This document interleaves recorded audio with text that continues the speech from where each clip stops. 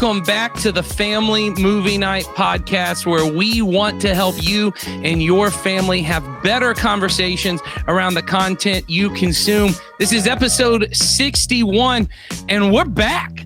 Now, I will say it probably doesn't feel like we're back to those of you who just watched episode 60 last week.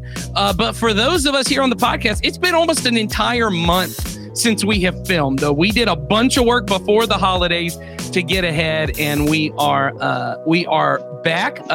Sadly, we are down a co-host in that the mom of our podcast, Heidi Cooper, had to take some time off from the podcast, and so she needed to step away for her own needs, and so we are still trudging along. And I just want to hear from Donnie Dorsey, the not only the hero of our podcast, but the dad, one of the dads on this podcast. Donnie, how you doing, man? How you doing? How are your holidays? How are holidays for the hero of the podcast?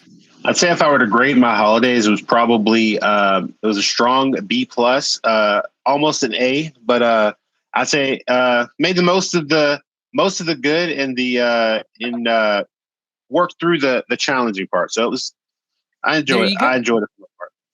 And I'll say, for the movie we're talking about today, man, you get to be one of the best heroes. Is this the first time that we've had a Denzel Washington character on this podcast? Have we talked about Denzel Washington before this? But regardless, you get to be Denzel Washington today as the hero of this podcast. How are you feeling, Donnie? I feel good about that. I feel like I get to, like, it shows that I have a lot to give, much like Denzel did in this movie. So that's right. I like that. Yeah, that's good. That's good. Of course, we have the villain of our podcast, who normally I make horrendous things, but I won't do that today. Here's what I'm going to do for you, Sawyer. You're going to be the driver of the car that paralyzes Gary Bertier in this movie.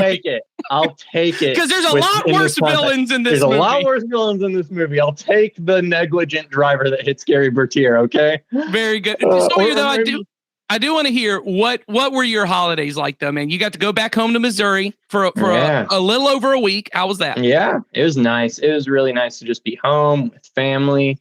I would give my Christmas a solid A. It was really just an excellent time. Taking down Donnie's B plus A minus. Hey, he set the grading precedent. Okay, I wouldn't have done that. Okay, I would have just. You can't see this on either podcast, but Donnie's eyeball got so close to the camera, didn't see him move towards the camera, but his eyeball, in an intense fashion to intimidate Sawyer, got so close to the camera, he looked like that squid monster from Doctor Strange in the Multiverse of Madness. Yeah, this is a good holiday, though. Very good. Very good. Well, hey, we don't just talk about holidays on this podcast, although I will say today's podcast, today's movie is inspired by the upcoming holiday of Dr. Martin Luther King Jr.'s birthday, the Martin Luther King Day. So before we get into any of that, let's talk about what we do on this podcast. So Donnie Dorsey, tell them, what do we do? On this podcast, we encourage every family at Community Christian Church to have a monthly movie night to help you and your children build memories, start conversations that matter. The goal of our family ministry is to help you raise your children to love Jesus and his way of life above all other things. And we know that critical to that is for you to have a routine, regular time of connection, and shared experiences that will help you build stronger relationships. And on this podcast, we want to not only recommend some movies you can watch on your monthly movie night, but give you some ideas of meaningful conversations you could have with your children during or after the movie. And as always, the point of this podcast is not to add another thing to your list as a parent you feel guilty about not doing. We want to make it easier for you and your kids to enjoy being together so you can build memories and have conversations that matter. And we think we have a great movie to help you do that. As I mentioned, we are coming up on this Monday, as of the podcast being released, is Martin Luther King Jr. Day, which we often think of as kind of being an American holiday. But I think it's really important for those of us who follow Jesus to remember And I think Dr. King would say this of himself, that before he was an American, he was a pastor, a follower of Jesus. And so this is not really just an American holiday. It really is a time for those of us who follow Jesus to be able to honor someone who showed us what following Jesus in the public sphere looked like, taking a stand for justice and equality and for God's love to be seen. And we're going to talk more about that. But the movie we're talking about today, we think is a great opportunity to kind of talk about the work of Dr. King and really greater, we'll get into this into themes, what Dr. King was trying to create and what he often spoke of as the beloved community, which he really saw as a church that really is united and reconciled across racial, economic, all kinds of dividing lines. And that really is not just a vision of, Dr. King had a dream, but Jesus was the first one who had this vision. And really when he created humanity. And the movie we're talking about is probably one that most of you have seen. It is called Remember the Titans. This is from the year 2000, I believe. I don't have it pulled up, but I remember seeing this movie in theaters. If you have watched any cable television in the last 23 years, you've probably watched this multiple times. It is a great syndication bump. This is from Walt Disney Studios and stars Denzel Washington and Will Patton as just two coaches who are leading a football team. I believe, I didn't look this up, but I believe it's the first integrated football team in Virginia. I believe that's correct. I know it's the first, it's about integration in of integrating the schools in Virginia, and Coach Boone, played by Denzel Washington, and who is the name of the coach played by Will Patton? Someone look it up and but I've got it pulled up. Anyway, they're integrating the team, and it's about their perfect season of football. So I don't probably need to tell you that, though, because you know this movie. You heard of Yost, Coach Yost, played by Will Patton. So I don't really even want to recommend this to people because you've already seen it. Now, I will say, I will recommend, if you've got young kids like mine, you may not think about this movie because it is it's about to be a classic movie. It's almost 25 years old. That's nuts. But I just want to talk about what does this movie mean to us? Because all of us have seen it. And we've probably seen it the last 23 years on repeat. So I just want to open it up to Donnie Dorsey, the hero of our podcast, Coach Boone himself, Denzel Washington. What do you feel about this movie, man? What does this movie mean to you? I think this movie, we were talking about this a little bit earlier. I think this movie is by far a classic. I think gets all the stars, deserves all the accolades because it does a great job of navigating a very complicated topic in very earnest ways. Because I think a lot of times when people navigate like the topic of race and the topic of like the divide and what it looked like, they often like either tread really, really lightly or they go a little far and it makes people overly uncomfortable. I think this can make people just the amount of uncomfortable to see what it was trying to accomplish. And like, I think it's a movie that it's so well done that, like I was telling Sawyer a little bit ago, I said, I still am heavily invested every time some of the scenes happen, even though I know the outcome. I still get like riled up, like when they're about like all the things happening, I'm like cheering them on. And with the things like with the car accident, I'm like, oh no. And I'm like, it's just, I totally agree. All the stars. Yes, Denzel, we were talking about this too before. I think this is one of Denzel's best performances, which is really hard to categorize. It's really like when someone's like, I think this is one of Steven Spielberg's best movies. Or like when you say, this is Michael Jackson's best song, like when you get down, like, how do you know? How do you know? There's so many, but this really does show like the full range of what Denzel can do. He's funny. He's incredibly sincere. He has these moments where he goes from like intense, like passion. And I will say, are there any like screaming Denzel? There are really good screaming Denzel, but I don't think there are in this. He's passionate in this movie, but I don't think we get one of those. And we don't get like a him crying moment, which Denzel can cry better than almost anybody. But you definitely get these like high passion to really quiet and intense moments. That's just patented Denzel right there. So I agree. Sawyer Hewlett, I know we were talking about this before. Do you consider this the best football movie of all time? Is there a better football movie than this? Like, you know, Rudy is great. I love Rudy. I want to be agree, clear. But I think there is a depth that this movie reaches and like, I'm not even talking about just in terms of its themes, but like in terms of like balancing character arcs and stuff like that. Rudy is like hyper focused on one character and everyone else basically doesn't matter.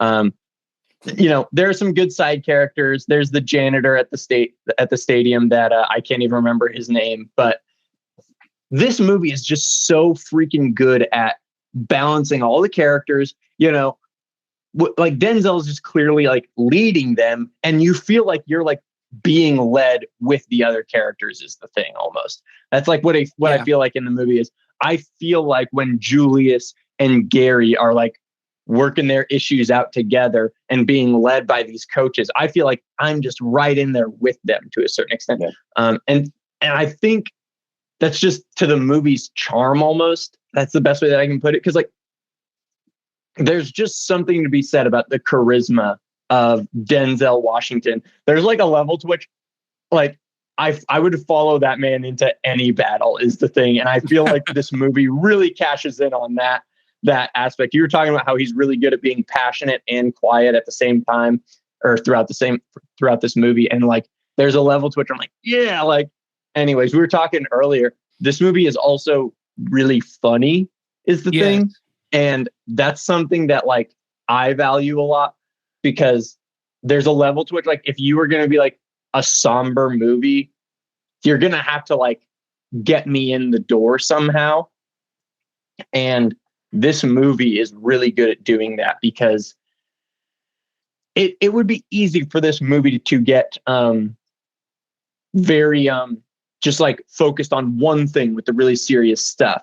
But the fact that it's able to deflate a little bit in moments allows me as the audience member to get comfortable with the movie, with the characters, so that then when Denzel wakes all the players up at 4:30 in the morning and they run to Gettysburg Battlefield, that's like an extremely impactful moment because of what they've done to get me endeared to these characters when a fight breaks out, or when Coach Boone embarrasses some of the players in front of all their parents and stuff like that. It's just really, really well done. And I love basically every second of this movie. This movie kind of rules. I agree. Yeah, the pacing of it is amazing. Like you said, I mean, they pace it so well, because I think in any movie, a great movie, like you have to give me time to care, and you have to give me time to deal with the emotion that you're putting in front of me. And like the pacing of it is just impeccable. Well, and I'll say, so I agree. I think this is the best football movie of all time. I quickly, while Sawyer was talking, Googled the best football movies of all time. Rolling Stone did a one on this, and they put Remember the Titans as 5. They put some movies above it. The only one above it that I would say probably, and what I mean by best football movies of all time is not movies that feature football, because Jerry Maguire is a really good movie. That was on the list. It's a really good movie that has football in it, but it's not a football movie. What I particularly mean is movies that shoot football games as a sport, football as a sport, in dramatic ways. Like the dramatic, like you actually care about who wins this game. Like you're invested in what's happening. Friday Night Lights is the only one that comes close to being a movie that's about a football game and you actually care what's going on, and they shoot it in pretty cinematic ways. But I think this is still better. I think the football is the action is very clear in a way that I'll say the Friday Night Lights does not shoot the action that way, in ways that irritate me beyond belief. But that is my gripes with Peter Berg as a director. But the way that these things are shot, it's clear, it's emotional. He finds ways to slow down the action. The director of this movie, Boaz, I don't know how you say his last name, Yakin, or I don't know how you say his last name, but anyway, he directs it in such a way that the scenes are done well. We were talking before, I believe there are 2 sports that are really good cinematic sports. Boxing, we mentioned, a lot of really good boxing movies, and baseball. I think baseball is the best team sport to be filmed, because baseball, like boxing, kind of comes down to like Western duels at the OK Corral. It's pitcher versus catcher. And boxing, same thing. It's two guys, and you have these teams, and you have these moments like in boxing where they can go back and kind of talk to their coach and get back in. Same thing with baseball. You can slow it down, and you can really slow down the moments. Basketball, though it is my favorite sport, is terrible. There's probably only one really good basketball movie, and that's Hoosiers. Beyond that, there's not many great basketball movies. There are a lot of great baseball movies. Football also doesn't have a lot of good ones. Here are some of the ones that are listed. I just want to bring it up. One of the best, this is in the top 10, The Waterboy. Adam Sandler's The Waterboy, which is not really a football movie. It's a movie about that guy. Like, it's a comedy about that guy. Do y'all remember The Replacements with Keanu Reeves, one of Gene Hackman's last movies? It's a funny movie.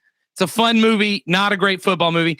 Any Given Sunday, I do not like that movie. I do not find it enjoyable. That's an Oliver Stone movie. If you haven't seen it, I would not suggest it. Varsity Blues, also not a fan. I know a lot of people who are not a fan. So can we just declare it? Best football movie of all time, Remember the Titans. Yeah. Donnie's going with it too. Yeah, by far.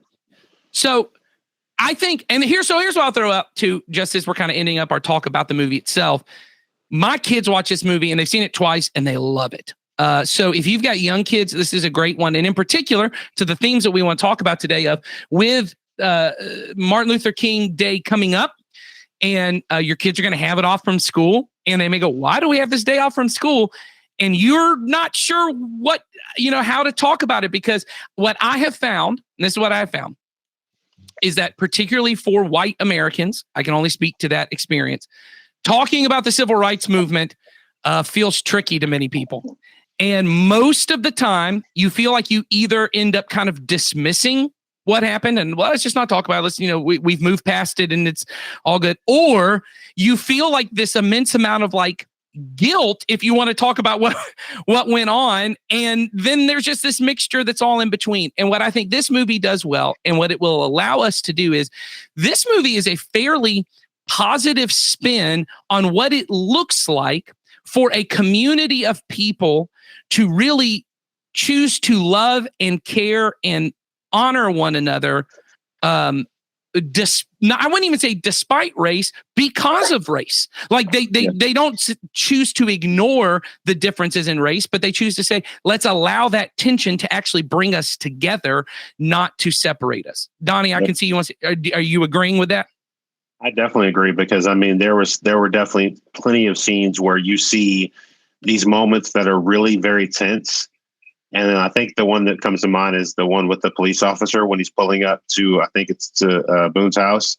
And you think it's about to be like a really tense moment. And he's like, good job on the game. And like, or it's like, yes, we're ready to, back you 100%. And that moment is so well done, because it shows that is happening. But people are saying, you know what? I can either be against, or I can go with this, and we can do this as a community, which I thought was great. I agree. And I think what this allows us to do, I think this movie is a great opportunity for us. And I really do believe that we should honor Dr. King on this holiday with our families. But here's how I would encourage you to do it. I would not, when you were kids, ask, so why do we get this holiday off? I would not start with, there was a great American named Dr. Martin Luther King Jr., and he did this for our country. I would start by, there was a follower of Jesus, and he was a pastor, and he lived in America, and there were problems in our country because people of different ethnicities, those who were in power, all looked one way. They all had the same skin color, and they were able to keep things in power on their own, and they did not help people who are underneath. But Dr. King, because he followed Jesus, knew that was not the way God wanted it to be.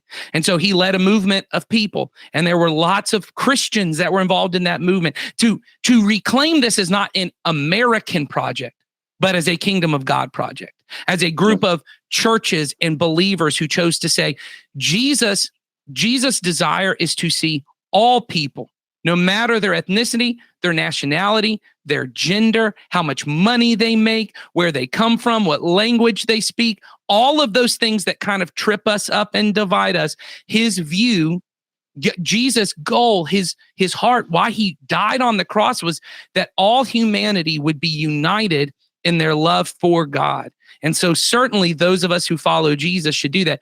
Dr. King wanted that to happen, and that's why he led his movement. Donnie, do you have anything to add to that on talking to your kids about the life of Dr. King? I think what you said was well said. Because I think it's a very key portion of it, because I think we don't want to shy away from all of the high points of it. Like you said, he was a Christ follower. He was a pastor. Like, he led with the idea of following Jesus's example. And I think that's a very big point, because at the end of the day, what he did changed the course of how life was done and how people were treated, in the United States, regardless of what you looked like and where you came from. And so that holiday, when kids go and look at it, it should be remembered as not just this guy that did some things, but a Christ follower that did what Jesus asked of us. And that's to go into the world, and show love, because people will know you are my disciples by how you love. And he showed that. And that's a great example. Yeah. Well, and he did it in the midst of, and so this brings it back to the movie here, because Coach Boone, they say at one point, and it's kind of a throwaway line, but it's important to the characters, that he marched with Dr. King. So it's clear that Denzel Washington's character is mixed up in the civil rights movement. Like, he is all a part of it. He is moving this ball forward. But what you see in this movie, and really what Dr. King wanted to happen, was that it would go beyond stop treating people badly because of their race to let's become a community of people who love one another because of what makes us, not just because of what makes us different, but because of the love of Jesus that's at the center. And I think that's the difference that as we talk about here a lot, is you have to go beyond the conversation.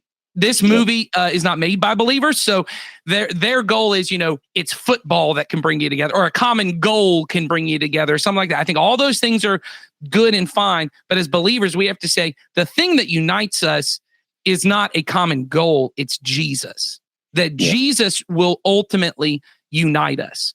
That it's okay for us to say to our kids, your whole life, there will always be something that people want to divide over. And maybe it's race and ethnicity. Maybe it's politics. We see that in our world a lot right now. Maybe it's just opinions. They certainly see that in their school. They see in their school that kids sit at this table and sit at this table. And maybe it's ethnicity. Maybe it's money. Maybe it's just, I do this sport and you do that, whatever it is. And that what should ultimately be the thing that unites us all in love is that Jesus Christ died for humanity to reconcile us both to God, to make our relationship with God right, but to create what Dr. King eventually would call a beloved community, a people who are united in love. And for us to be able to talk about that with our kids.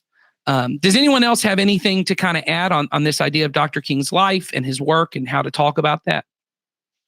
All right. Well, I want to take this even one step further, because I think this is an opportunity for us as parents to go even beyond just Dr. King. And I think he himself, as a believer and as a pastor, as a leader of a church, would want this to not be something where we would look at Dr. King and say, wow, what a great man, but to go beyond him to see Jesus, to go beyond him to see, oh, look at the heart of Jesus for all people. And that would be something that would unite us closer to one another in the church. Because as I was talking about, I read a book maybe a year and a half ago.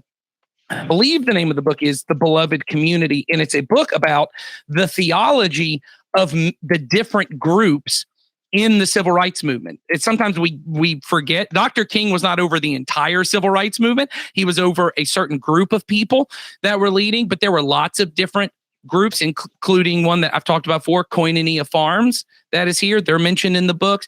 SNCC, which is I think it's Southern Nonviolent Christian something like that. I can't remember exactly what it is, but like many people know John Lewis was a part of that. He was one of the leaders of that movement. And the book goes into what were the beliefs, because these are all Christian organizations. Now, not all civil rights movements were Christian organizations, but these that were kind of led by the Southern Christian Leadership Council, which Dr. King was the head of, these all kind of united together under the love of Jesus. And when they talked about Dr. King's theology, one of the central things was beloved community, that he believed in particular that God's goal, and this was primarily through the church, but that the church could do this for other people, is to create a community in which everyone is cared for, that they are absent of poverty, hunger, and hate, that these things of poverty, hunger, and hate are the enemies of a beloved community. And that he believed that Jesus was working through the church to make this happen, but that the church could extend this to people who aren't even believers, that we could make sure that in our country, that everyone was able to be loved and not hated, that everyone could be fed, that people could be taken care of no matter how much money they have. And so for us to be able to talk about to our kids, how do we as a church become the kind of place like this football team? And there's a particular scene that I want to talk about, and then I want to toss it to my co-host, where at the big, I thought there wasn't a halftime speech in this movie. I thought we were going to I was like, maybe this movie doesn't have a halftime speech, but then there is one. It's a pretty darn good one, where they've had a perfect season and they're about to lose the game. And Julius steps up. He's played by Wood Harris in an all-star performance. Also, he's in both Creed and Creed 2 in all-star performances. I'll just say that. But he says at one point, hey, I'm not perfect, and none of us are perfect. No one ever will be. He says, but this team is perfect. And that somehow imperfect people can join together to create something that is beautiful and perfect and what Jesus would call beloved. And that we could say to our kids, hey, that's probably not going to happen with a football team or even at your school. And it may never happen in our country, that all people come together in love. And we always may face division in our country, but it could happen in the church. It could happen in the church, that we could be a place where all people can love one another in the love of Jesus. So can we talk about how to have that conversation with our kids? Does someone want to talk about how do we start talking to them about the church being our primary place of creating this beloved community? Yeah, I definitely, I'll use a scene from the movie. The team captain is Gary, and before he gets in his car accident, it takes him out for the rest of his life. It paralyzes him. Before that happens, his best friend in all of football growing up was this guy named Ray. And what Gary starts to realize is that Ray is like holding the team back, not because the team is going to just lose all the time because of Ray, but because Ray does not love everyone on the team. Ray actively dislikes his black team members. And in particular, does not do his job because he will not protect the black quarterback, Rev.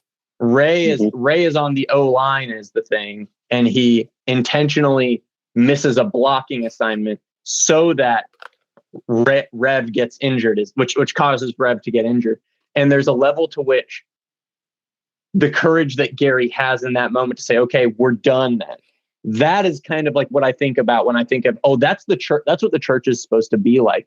It's supposed to repel hate, and it's supposed to eject hate, and it's supposed to bring in love. And there's a level to which, when I watched that scene, as a kid, I was like, oh yeah, get rid of him. And now I'm like, oh gosh, I actually sympathize with Gary even more now as an adult, knowing what he's going through in that moment. As a kid, I was like, yeah, Gary's stepping up to the plate and he's leading. As an adult, I'm like, he's rejecting a person that he loves because he knows that it will be better for the community at large. And there's a level to which I think that is the more courageous thing that goes on, is the expulsion of the hater is the thing. And so that is. And to add on to what you're saying, I said to my kids, I said, because I made pretty clear early, I do this a lot. I try to make the metaphors clear for them. I'm like, I want you to think about this football team like the church, a group of people who have the same goal. We want to create this community. But we're going to have people who are completely different, people who are black, people who are white, people who are rich, people who are poor, people who vote different, all that kind of stuff.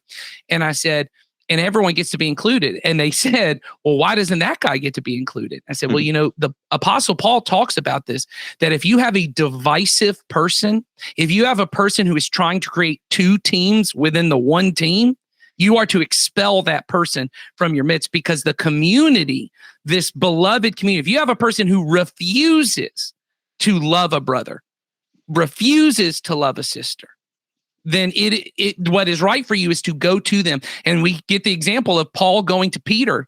At one point, Paul goes to Peter and says, Peter, when the Jewish Christians aren't around, you eat with the Gentile Christians all the time. And he's talking about ethnicity. He's saying you eat with people who are not ethnically Jewish all the time. But then when the people from Jerusalem show up, when your fellow Jews show up, you won't even eat with the Gentile Christians. He says, you're being divisive.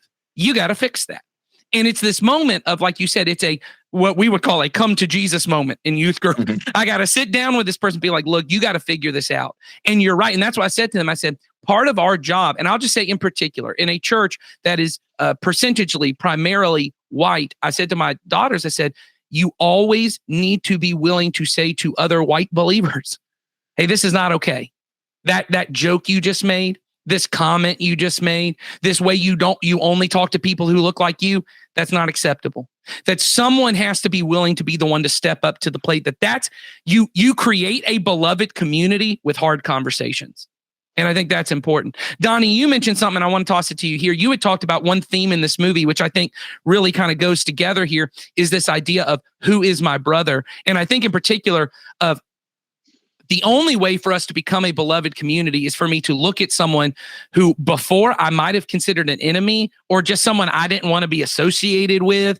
I would call them a brother or sister. And I think the scene that really, I don't know if this is the scene you're talking about, but I want to kind of pitch it to you to kind of take this, is the scene where Wood Harris's character Julius shows up in the hospital after Gary Bertier has been hit by the car. He's paralyzed.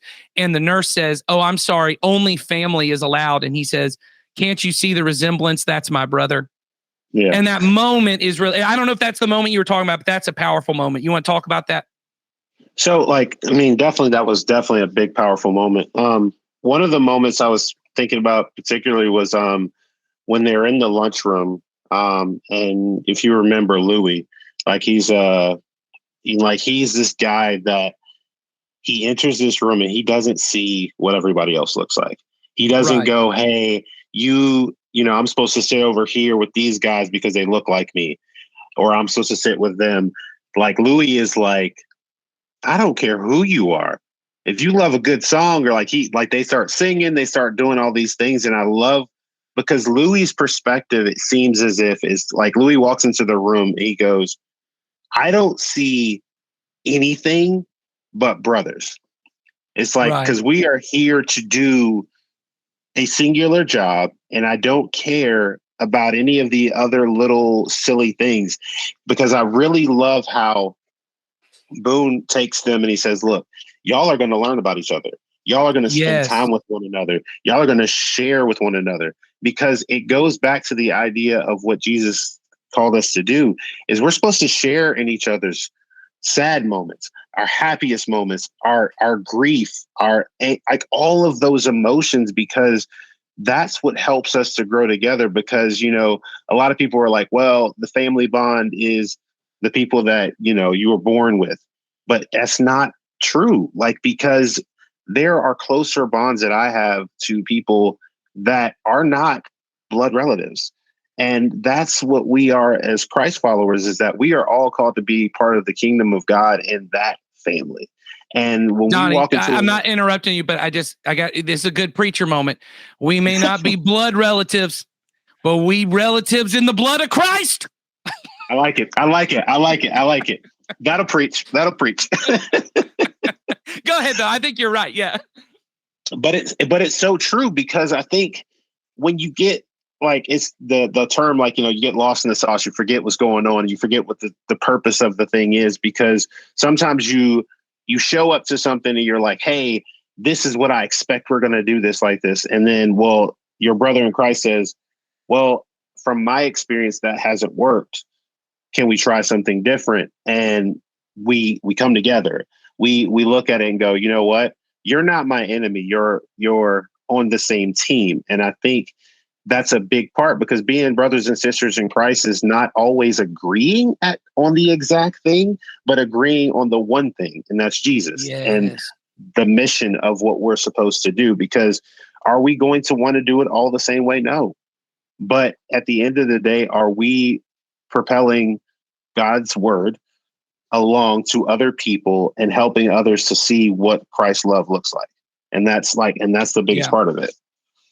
Well, Donnie, that's kind of where I want to wrap up here. I just kind of with you as the final word on that, because I think that's right. I think the goal of Christian community is to resemble heaven, that we are to become what Dr. King would call the beloved community. As we've said, that we are to become a group of people that no matter our differences. And Louis is a great example, because Louis is not one of those guys, like you said, he says, I see brothers, but he doesn't do one of those things of, oh, we're all the same. Because he's in there singing these like Motown songs with them, where all the other guys are singing country Western songs. And like, he's able to kind of be like, I see your culture. I see what makes you different. And I see it as beautiful. I see it as we're going to add something to one another, that there is something about, about Jesus, I would even say, about the body of Christ that is incomplete when it only looks like one culture or one skin color or one hair texture or one whatever you want to say. Like any of those things, when there's something that's incomplete. And I think this movie does that. And I think you said the right thing. And so I wanted to say that as part of our, more than a conversation with your kids, I think teaching your kids skills and practices is important. And I think really what Coach Boone does in this movie is the thing that believers have to do, which is to move to the other. So if I am a white person, I'm a white man, for me to walk into a room and it'd be all different kinds of people, for me to walk over to another white man and go, hey, let's build a friendship. It's not that there's anything wrong with that. It's that the way of Jesus teaches me to go to who is different than me, and how do I include the stranger? How do I include the foreigner? How do I include the other, and make, like you said, people who might be in the world's eyes considered my enemies into my family. And there's this word that gets thrown around a lot of xenophilia, which is the fear of, xenophobia. I said it backwards. Xenophobia is the fear of the other. That we talk about that a lot, that you're xenophobic, you're afraid of people who are different than you. What is unique about the church is that in the old Greek, they would talk about the church as being xenophiliacs, that they were people who loved people who were different. They intentionally moved to people who were different. So to be able to say to your kid, hey, at school, is there anyone in your class who doesn't look like you? Why don't you go try and be friends with them? And especially at church, when you're at church, do you see someone and they have a different skin tone than you? Could you try and include them? Could you try and be friends with them? Hey, I know you're a boy, and at this age, girls are icky, or, you're a girl and boys are icky. Could you try and get to know some of the boys or some of the girls? Like, could you try to make sure everybody gets to be included? That's a skill set you can teach your kids that will help them and teach them. The reason we do this is because this is what Jesus did for us. And I think this movie is a good example of, hey, what's one thing you learned about someone today that you didn't know yesterday? When you send your kid to school, what's something you learned about someone you didn't know? Did you meet? We used to say to our girls when they first moved in, learn someone's name every day. Learn someone new, just so that they got in the practice of talking to people they didn't know. So I think those are all really good things. I want to wrap up because we're actually done a little bit early. And I just want to wrap up with everyone's favorite moment from the movie. This movie has incredible moments. I've already said mine off the podcast, so I'll say it here. My favorite moment is that moment when Rev gets taken out, and this is previous to the moment Sawyer's talking about, where Ray lets this really aggressive, like tough, like he's like the meanest defensive guy come in and tackle Rev, right? Who is the black quarterback. He gets taken out. He's injured. He can't come back. And they send Sunshine in, who's kind of considered this soft, hippie California kid, to be the quarterback. And he says, let him through again.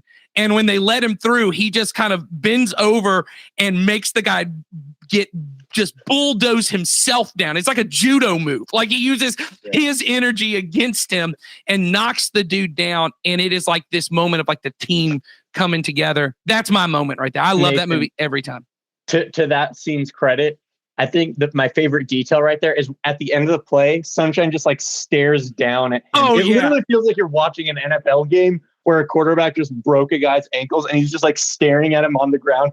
That's a great scene. It's this great moment of like unity of, hey, I'm standing up for my brother and we're coming together. It's a great moment, but it's a cool football moment. So yeah. Sawyer, what's your favorite moment? My favorite moment is definitely so near the beginning of the movie, they're all getting ready to go to their football camp and like they're gonna like say this is my favorite part of the moment. This is my favorite part of the movie, okay? And so Gary and the guy who's going to get cut later on, Ray, they walk up to Coach Boone to basically say, "Hey, I think he actually says the line, we don't need any of your people on defense." And I'll never forget the first time I saw this movie, I was laughing as a little kid, and now like I still laugh, but I'm also like, "Oh, this is awesome." And basically what he does is he like leans in close. He's like, "Who's your daddy?" He's like, "You got to say who your daddy is, Gary, before anything happens. You got to say who your daddy on is. This team, Gary. Who's your daddy?" And before that, he like points out that they're like acting like kind of like comedians. He's like, "This is hilarious that this is happening." And so he calls all the parents who are dropping off their kids. And he's like, "Everyone, ladies and gentlemen," and he like embarrasses them. He like calls them Jerry Lewis and who's the other guy that he calls Dean Ray? Martin and Jerry Lewis. Dean Martin and Jerry Lewis. Okay, and then he's like, "You have to say who your daddy is if you're going to get on the bus." And it's just a perfect scene. My girls love that moment. That's so good. All right, Donnie, wrapping us up here. What's your favorite moment in the movie? I think my favorite moment was when they were coming on the field and they did that little dance as a unified like team. We are the Titans. Yes, I love them coming out there because that unified moment where they were like, "We're going to let everyone know we are on the same page and we are here as a collective unit. So as a collective unit, we are strong. And you will not like topple us." And I love that because it could be such a throwaway moment, but it sets the stage for everything.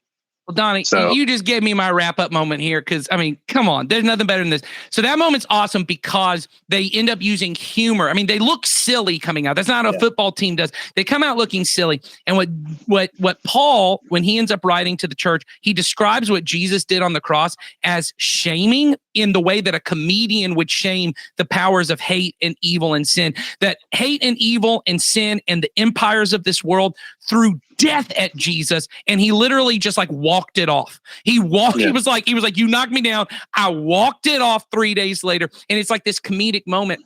And what churches have done throughout history, and especially oppressive places, is to know we're going to look foolish. Following the way of Jesus will look like a comedy act. It'll look foolish. This team, these people who are poor and begging and they're sick and they're not the same skin tone. They don't come from the same place. They're going to be the most united, loving place. And they're broken and they're sinful and all these things. And somehow through coming out in that moment, they come out with this humor and this lightheartedness to be like, everything you're throwing at us, it's a joke. It's a joke. In fact, one of my favorite moments in the movie is after this incredibly despicable racist comment one of the coaches makes. And I won't get to it, but people know what it is. Coach Boone at the end of the movie comes up and shows it at the end of the game, hands him a banana. If you remember that moment, in the same way, it's like, I'm not returning your hate with hate. I'm gonna return it back and be like, "Okay, man, you're better than this. Let's move on." And that's just this incredible moment. And I think this movie's full of those things, and it's a great opportunity to talk to your kids how to help our church, Community Christian, and really the church all across the world become a beloved community where all people are loved in the name of Jesus. And so we hope you do that, and that we'll see you next week as we continue to talk about how to help your children love Jesus and his way of life even more. We'll see you then.